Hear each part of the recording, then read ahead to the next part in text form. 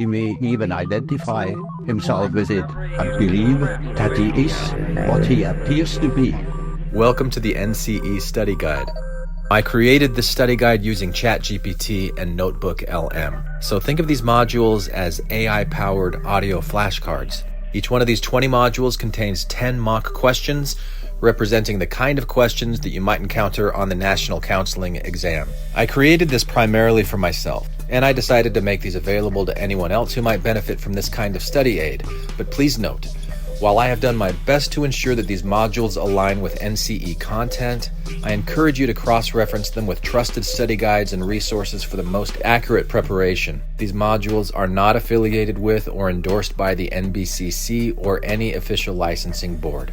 And today I'm introducing a new case study module. Now, as you may already know, I took the NCE and I passed it a few weeks ago, but I learned so much from putting these modules together, and I enjoy seeing the downloads increase and hearing from listeners who reach out. So I've decided to take this case study approach to kind of bridge that gap between prepping for the NCE and really getting started as a mental health care professional in the field, really understanding the ethics and the different modalities and the interventions and how would I do a diagnosis for certain situations. So that's what you're going to be hearing in these case study modules. And I also want to remind you that I'm putting together a grassroots study group for anyone who is looking for some real life person interaction as you prep for the NCE, not just these AI puppet shows. So if you're interested, email me at ncestudyguide@gmail.com.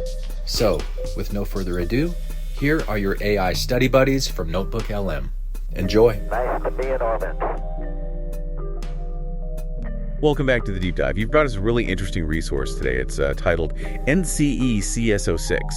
And, well, our goal is to unpack it thoroughly, really to support your preparation for the National Counselor Examination. Think of this as like case study module 6 of 10. Right. And what we have here is a fictional case study. The whole idea is to, get a feel for the kinds of questions and scenarios you'll actually see on the NCE. Exactly. It's one thing to memorize theories, another to see how they play out. Right? Absolutely. This module helps kind of bridge that gap for your NCE prep. It makes it practical. And this NCE Study Guide, as they call it, is designed specifically to help you gear up for the exam by looking at counseling concepts in a very applied way. Okay. It was created by Glenn Osland, who successfully passed the NCE himself. Yeah. What I find kind of interesting is Glenn's background. He's got experience in both folklore and clinical mental health counseling. Oh, wow. And he's been podcasting since 2010. That's quite a mix. That blend. Yeah. Folklore and clinical work. That probably brings a unique, maybe more relatable approach to these study modules, like storytelling meets clinical insight. I think so. He probably knows how to make complex stuff accessible and, memorable, which is key. Totally key for learning. Absolutely.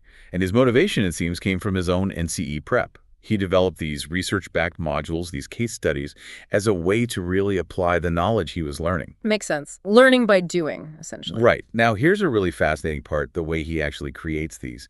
He calls it an AI puppet show. Okay. AI puppet show. That's a catchy name. Tell us more about how that works. Okay, so the foundation is ChatGPT. Glenn uses it for the initial writing and refining of the case study content, really focusing on theory, research, ethics, getting that groundwork laid. Right, the core components. Then that material goes into a super detailed Google Doc. From there, it gets uploaded to Notebook LM, that's an AI tool. Okay, Notebook LM. But it doesn't just summarize. It's instructed to synthesize the material from various angles, almost like exploring different perspectives on the case. Ah, I see. So it's not just text generation. It's more like simulating different ways of looking at the problem, encouraging that multifaceted view. Exactly. That sounds like it could really mirror the kind of critical thinking you need for the NCE. Precisely. The end result is described as this dialogue-rich learning experience, really meant to foster that critical thinking muscle that's just so vital for the exam. It's like having the study partner that can, poke holes or suggest different angles. Yeah, what's insightful there for NCE prep isn't just the tech, it's how it simulates analyzing a case from multiple theoretical, ethical viewpoints. The exam wants you to apply concepts flexibly, consider different angles, not just recite facts. Good point. And if you, listening, find yourself wanting to delve even deeper, maybe discuss these topics with others prepping for the NCE, Glenn actually hosts a weekly study group. It's open to listeners. Oh, that's great. That kind of collaborative learning, talking through cases with peers, that can be incredibly valuable. You hear different takes, it solidifies your own understanding. Definitely. To find out more or join, just shoot an email to ncenstudyguide@gmail.com. Simple enough. And they also really encourage input. If there are specific case study topics or counseling issues you'd like covered in future modules, they're totally open to suggestions. That's fantastic. It shows it's really responsive to what people actually need for their NCE journey. Okay, so with that background covered, let's get to the heart of it. Yeah. Today's case study is Brian, the career crosser. Okay. We're looking at Brian. He's 45, recently laid off after, get this, 18 years in corporate management. Wow, 18 years. That's a long time. Yeah, and now he's feeling pretty lost, very uncertain about, what's next professionally. That's such a common scenario, unfortunately. Losing a long-term career like that, it's destabilizing. It hits identity, purpose, not just finances. Absolutely. So the case study walks us through several key areas. First up, ethical considerations. Always crucial. So the first point is informed consent. It stresses how vital it is that Brian really understands the goals, both for career counseling and any mental health support he might need. That dual focus is ethically fundamental, isn't it? He's not just job hunting. He's likely dealing with grief, anxiety, uncertainty. Yeah. Making sure he gets how counseling addresses both from the start is just paramount. Yeah, setting the stage correctly. Then, assessment appropriateness. This hammers home the ethical use of assessment tools. Right. Reminds us about the limits of career inventories and the need to avoid, labeling Brian's understandable distress as some kind of pathology. Precisely. Career inventories, helpful for options, sure, but they don't diagnose. And you really don't want to pathologize a totally normal reaction to a huge life event like job loss. It's about normalizing those feelings. Right. Validation first. The third ethical point, cultural sensitivity. This means considering Brian's specific context, his age, gender, his established professional identity. And it also points out the potential stigma, around unemployment or a big career change, especially at midlife. Those are critical factors. Societal expectations around career, especially for men in midlife, they can add layers of pressure, maybe even shame. A sensitive approach means acknowledging that without making assumptions. Good point. Lastly, under ethics, dual focus. The guide suggests Brian might benefit most from having both career and personal well-being addressed in one therapeutic relationship, not splitting it up. That integrated approach just makes sense. His sense of self was likely tied to work for so long, trying to treat one in isolation. Probably less effective, maybe even fragmenting for him. Okay, let's shift to assessment and diagnosis. The guide suggests a few tools. First, the strong interest inventory. Helps identify career interest patterns. Yeah, the strong can be a really good starting point. It might reveal options Brian hadn't considered, stuff outside his corporate past based on what he's genuinely interested in. Then there's the self-directed search, or SDS. Notes that's based on Holland's career typology. Holland's RIASET model. Realistic, investigative, artistic, social, enterprising, conventional. Understanding Brian's dominant types gives a framework for finding fields that fit his personality, not just his resume. Could lead to more fulfilling paths. Right, beyond just skills. And for his emotional state, the guide suggests the Beck Depression Inventory 2, BDI-2, to evaluate any depressive symptoms. Makes sense. Given he feels unmotivated, unsure, the BDI-2 gives a standardized measure of how severe those symptoms are, useful for assessment and tracking progress. But importantly, the guide also really emphasizes the crucial role of the clinical interview itself. Absolutely. That's where you explore values, identity, feelings of role loss, the stuff a test can't capture. No assessment replaces a good clinical interview. That's where you build rapport, get the context, understand his subjective experience. It's foundational. So based on this initial picture, the likely diagnosis presented is adjustment disorder with depressed mood. Yeah, that fits. His symptoms feeling lost, unmotivated, seem like a direct reaction to that specific stressor. The job loss. The depressed mood is there, but it's understood in that context. But we also need to consider rule-outs. First, major depressive disorder. Need to see if the symptoms are intense, long-lasting, pervasive enough. Right. MDD usually involves a more persistent pattern, not solely tied to one stressor, and meeting more specific criteria. There's overlap, but it's a different picture overall. Also, rule out generalized anxiety disorder. This would be more relevant if Brian showed excessive, hard to control worry about lots of different things. Exactly. His initial presentation seems more about mood and direction. If it shifted to constant, widespread worry, then GAD would be on the table. Finally, they mentioned ruling out a non-clinical career occupational issue, V-code, if his distress was purely practical, without significant emotional symptoms meeting disorder criteria. A V code means the main issue isn't a mental disorder. If it was just about resume writing, networking logistics, maybe. But his reported feelings suggest it's more than just practical challenges. Okay, moving into theoretical approaches. 3 are highlighted. First, career construction theory by Civicus. Civicus. What's key here for the NCE isn't just career path, but career as identity, as a life narrative you construct. Job loss like Brian's. That's a major turning point in the story. Helping clients reauthor that narrative is a big deal. Right. Adaptability is core. His ability to adjust and shape his future. Seeing it as a new chapter, not just an end. Exactly. It gives him agency. He's designing the next step, not just reacting. It helps find meaning in the disruption. The second approach, existential therapy. This seems spot on, doesn't it? Given the feelings of being lost, potential identity crisis, existential therapy hits those deeper questions, meaning purpose, facing uncertainty, aging concerns. Yeah, it emphasizes agency, his ability to choose meaning even when things feel uncertain or limited. That can be really empowering when you feel adrift. It encourages him to confront the anxiety of transition and define his values now, separate from that old job title. Fits perfectly with feeling lost. And the third lens, cognitive behavioral therapy. CBT focuses on that thought-feeling-behavior link. Stressful times like job loss often trigger unhelpful thinking patterns, cognitive distortions. Like his thought, I'm too old to start over. Exactly. Identifying and challenging those distorted thoughts is classic CBT.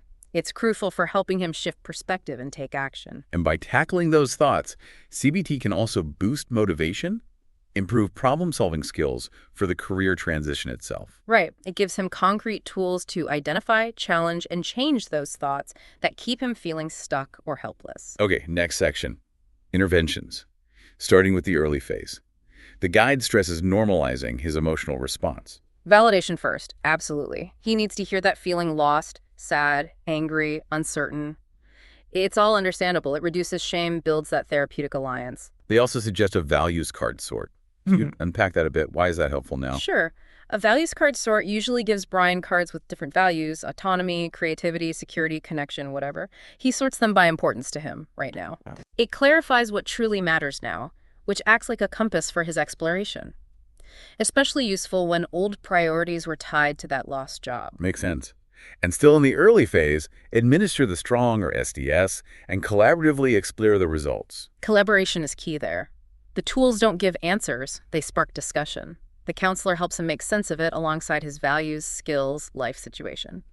Moving to the middle phase, the guide suggests existential questioning, like, what truly matters to you now? Or, who are you beyond your job? Powerful questions. They push him to look beyond the old role, explore core values, sense of self, helps find meaning outside that career status. This phase also involved actively identifying and challenging those cognitive distortions, like that thought, I have no value without a job. Yep, prime CBT territory. Help him see it's a negative generalization, likely inaccurate, examine the evidence, help him develop a more balanced view of his self-worth, separate from employment. Then action planning using SMART goals. SMART, specific, measurable, achievable, relevant, time-bound.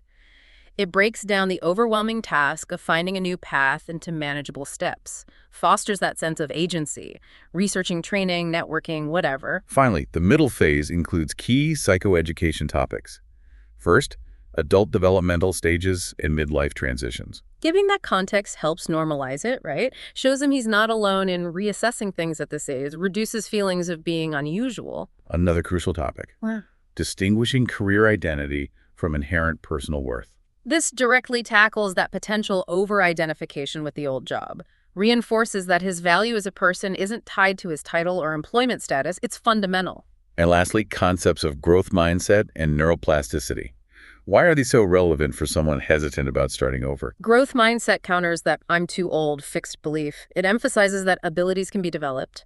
Neuroplasticity, the brain's ability to change throughout life, reinforces that learning new skills, adapting to new fields. It's absolutely possible at his age. It combats that feeling of being stuck. Okay. The guide then lists indicators of progress.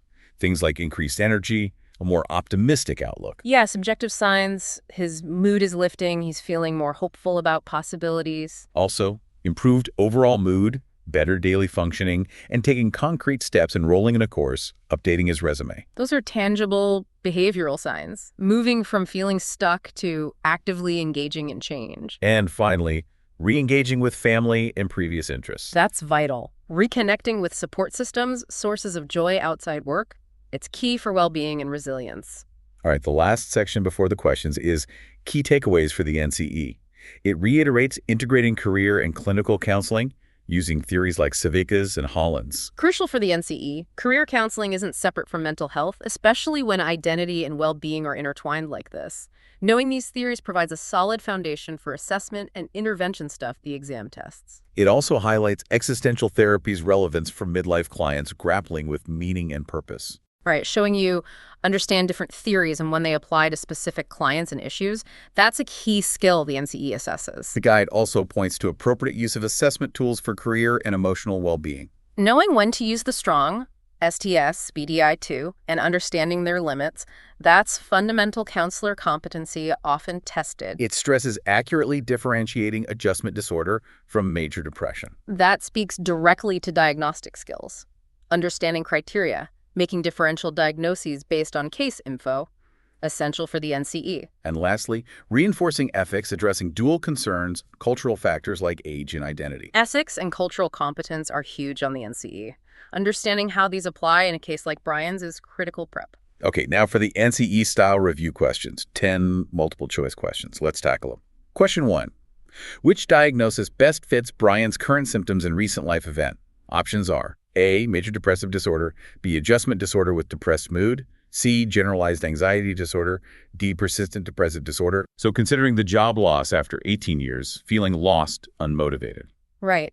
The answer here is B, adjustment disorder with depressed mood. His symptoms are clearly linked to that recent identifiable stressor, the job loss.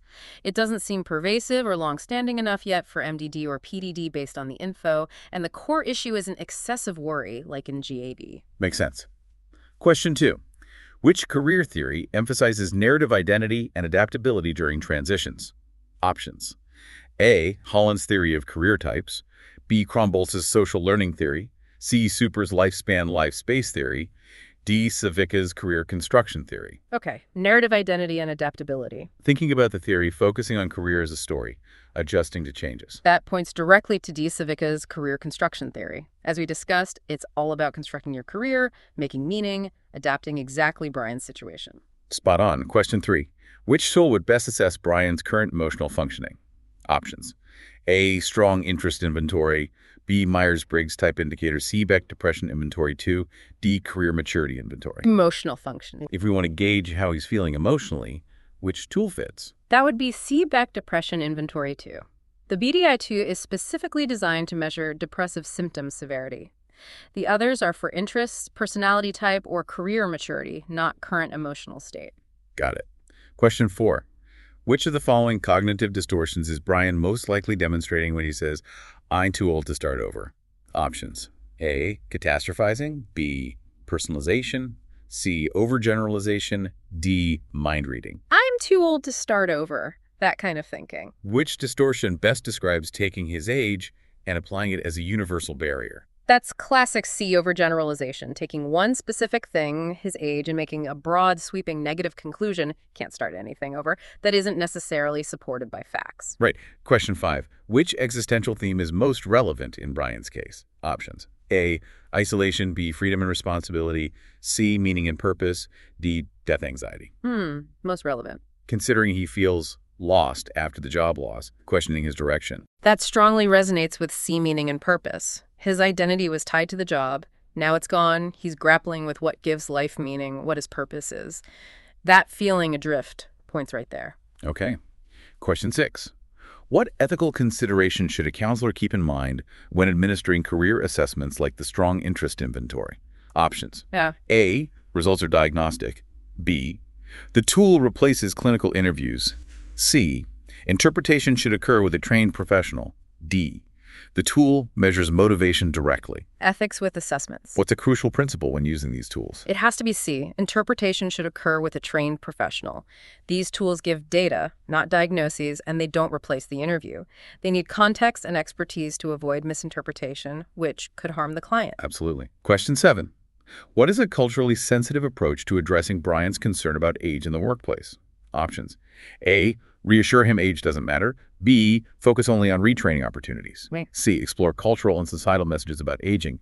D. Suggest avoiding younger work environments. Culturally sensitive approach to age concerns. How best to address his age worries while respecting cultural influences. The best approach is C. Explore cultural and societal messages about aging. Acknowledging that perceptions of age and work are shaped by culture helps Brian understand where his beliefs come from and evaluate them.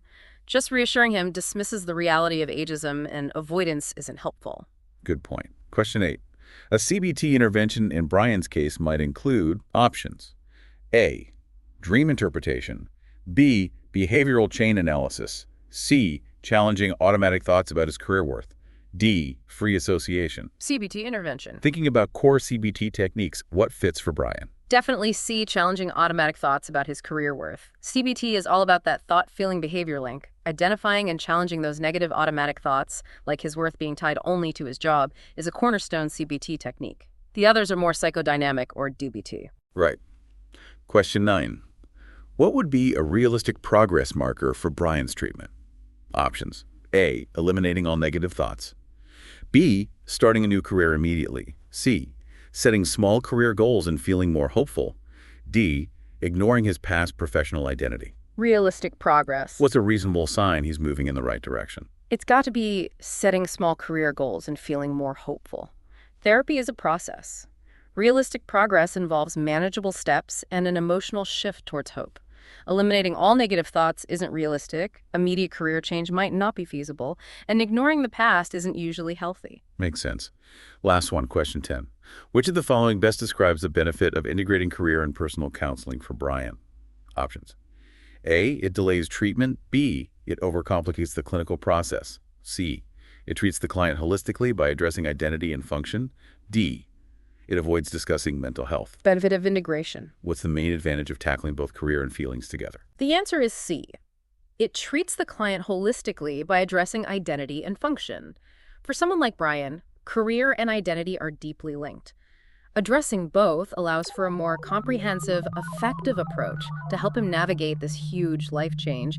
It's about the whole person. So wrapping this up, you can really see from this deep dive how prepping for the NCE involves understanding ethics, assessments, theories, interventions, all playing out in a real-life kind of scenario. It really does, and it highlights that need for critical thinking, applying knowledge in an integrated way, which is exactly what the NCE is testing, not just rote memorization. Just a quick reminder again, if you want to explore these topics more with others, check out Glenn Ostland's weekly study group.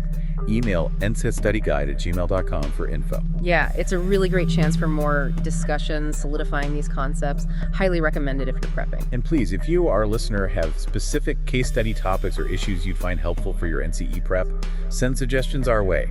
We want these deep dives to be as useful as possible for you. Absolutely. Your feedback really helps shape what we cover and ensures it's hitting the right spots for exam prep. Finally, just a thought to leave you with. Think about how often big life transitions, like Brian's job loss, trigger this deeper reevaluation, not just of career, but of our whole sense of self. What other shifts in society might be creating similar challenges?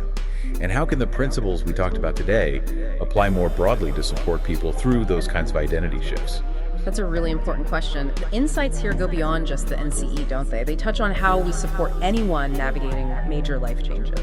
Thank you for joining us for this deep dive. We really hope this has provided some valuable insights and support for your NCE preparation.